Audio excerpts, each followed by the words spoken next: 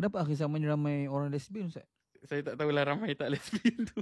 Ramailah insyaAllah. Lebih pada 2 ramai. Gay atau lesbian. Ini adalah ujian Allah Azza wa Jalla yang real. Bermula pada zaman Nabi Nuh. Zaman Nabi-Nabi yang, betulkan balik, iaitu zaman Nabi Lut. Kan?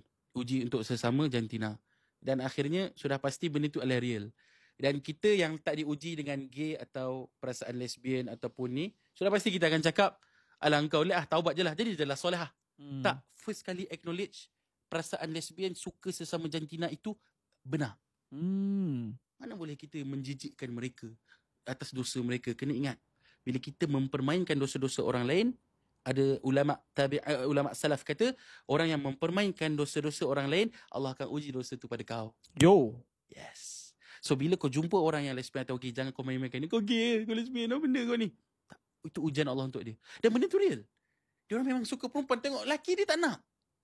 Tapi betapa besarnya pahala dia di sisi Allah. Bila dia tolak perasaan itu, Allah, ini kau tak suka, aku tinggalkan. Lesbian ini boleh jadi asbab dia masuk syurga. Itu ujian dia. Tapi isu dia bila orang justify, lesbian ini perasaan aku, apa salahnya aku nak buat juga.